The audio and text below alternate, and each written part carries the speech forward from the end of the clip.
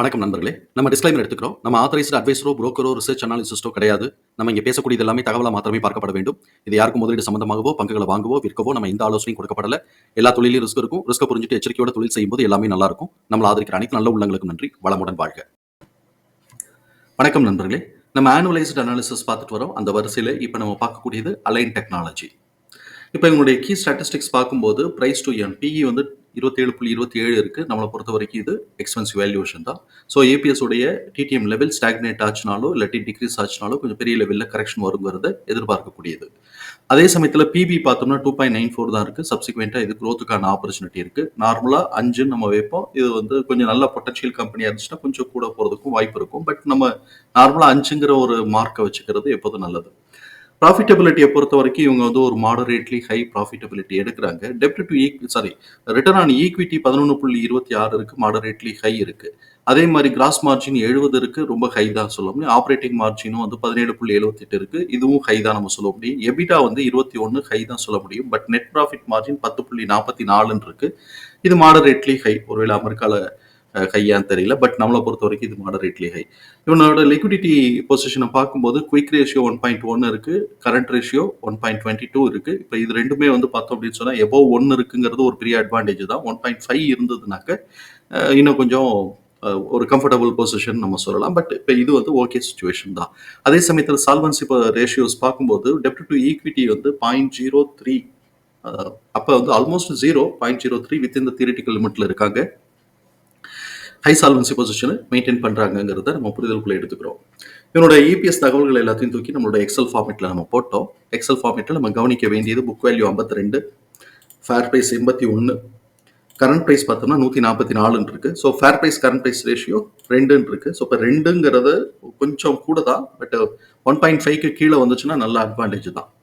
இப்போ இவனுக்கு 4 குவார்ட்டருடைய result வந்திருக்கிறதுனால இபிஎஸோட TDM cumulative EPS ரெண்டும் ஒரே மாதிரி தான் இருக்கும். அதனால இபிஎஸோட டிடிஎம் 5.60 இருக்கு. அதோடைய ஆவரேஜ் 1.40. அப்போ நெக்ஸ்ட் குவார்ட்டருக்கு ஆவரேஜ் எஸ்டிமேஷன்ங்கிறது 1.40. இப்போ இந்த 1.40க்கு மேலே எடுத்தான் அப்படின்னு சொன்னா நம்ம ஓகே சொல்லலாம். அதே சமயத்தில் நம்ம இந்த சைடு கவனிக்க வேண்டியது பார்த்தோம் அப்படின்னு சொன்னாக்க எக்ஸிட் ஆக போறது 1.40. அப்போ 1.40 இப்போ எக்ஸாக்டா எடுத்தோம் அப்படின்னு சொன்னா இபிஎஸோட டிடிஎம்ல எந்த சேஞ்சஸும் இருக்காது. அப்ப எந்த சேஞ்சஸும் இல்லை அப்படின்னு சொன்னாக்க பிஇ வந்து எக்ஸ்பென்சிவ் வேல்யூஷனா இருக்கிறதுனால கரெக்ஷன் லீட் எடுக்க ஆரம்பிச்சிடும். சப்போஸ் 1.40க்கு மேலே எடுத்துட்டான் அப்படின்னு சொன்னாக்க இபிஎஸ் டிடிஎம் மேலே கூடுறதுனால இது ட்ரெண்ட் ரிவர்சல் எடுக்கிறதுக்கோ இல்லாட்டி சைட்வேஸ் போகிறதுக்கோ, கன்ஃபர்மேஷன் வேணும்னா சைட்வேஸ் போகும், இல்லைன்னா ட்ரெண்ட் ரிவர்சல் நல்லா லீட் எடுத்துட்டானா ட்ரெண்ட் ரிவர்சல் கொடுத்து மேலே ஏற்றுறதுக்கும் வாய்ப்பு இருக்கும். இவன் வந்து ஸ்டாக்னேட் ஆனாலோ இல்லாட்டி குறைஞ்சாலோ கீழே வந்து கரெக்ஷன் வந்துடும். இது நம்ம வந்து இங்கே கவனிக்க வேண்டிய விஷயம். இப்போ இவன் புல்லிஷ் ட்ரெண்ட்ல தான் இருக்கிறான். இந்த புல்லிஷ் ட்ரெண்ட்ல இருக்கிற பட்சத்தில் இவனுடைய பிரைஸ் ரேஞ்சுங்கிறது இப்போ இருக்கக்கூடிய நார்மல் இபிஎஸ் ஆவரேஜ் எஸ்டிமேஷன் இதெல்லாம் சேர்த்து பார்த்தோம்னா 115 ரூபாயிலேருந்து 162 ரூபாங்கிற ரேஞ்சு. அவன் 115 உடச்சு 98ல் சப்போர்ட் எடுத்தான்னா அது வரைக்கும் நமக்கு வந்து அப் ட்ரெண்ட் ஆர் புல்லிஷ் ட்ரெண்ட் கவுண்டிங்ல இருக்கு. 98க்கு கீழே உடைச்சிட்டான் அப்படின்னு சொன்னாக்க பெரிஸ் ட்ரெண்டை நோக்கி டிராவல் ஆகிறான்னு அர்த்தமாகும். ஸோ இப்போ இந்த இடத்துல 100ன்னு வச்சுக்குவோம், இது 60ன்னு வச்சுக்குவோம். ரெண்டுத்துக்கும் நடுவில் ஒரு 40 ரூபா வித்தியாசம். அதை ஒரு ஆவரேஜ் பண்ணோம்னா 20 ரூபான்னா கிட்டத்தட்ட ஒரு 80, 84 அப்படிங்கிற ரேஞ்சில் வந்து புல்லிஷ் ட்ரெண்டுக்கும் பெரிஸ் ட்ரெண்டுக்கும் நடுவில் இருக்கக்கூடிய அந்த கேப்ல இருக்கக்கூடிய மிட் பாயிண்டா இருக்கும். ஸோ இப்போ 80க்கு கீழே வந்தான்னா பெரிஸ் ட்ரெண்ட் ஸ்டார்ட் ஆகுது, இனிஷியேட் ஆகுது அப்படின்னு நம்ம இப்போ இருக்கக்கூடிய நிலையில அர்த்தமாயிக்கலாம். சப்போஸ் பெரிஸ் ட்ரெண்ட் இனிஷியேட் ஆச்சு அப்படின்னு சொன்னா இவனுடைய லெவல் பார்த்தோம்னாக்க 64 ரூபாயிலிருந்து 48 ரூபா இல்லாட்டி 41 ரூபான்னு இறங்கலாம். 41 உடைச்சிருச்சு அப்படின்னு சொன்னா 27 ரூபாய்க்கு இறங்கினாலும் ஆச்சரியப்படுறதுக்கு இல்லை.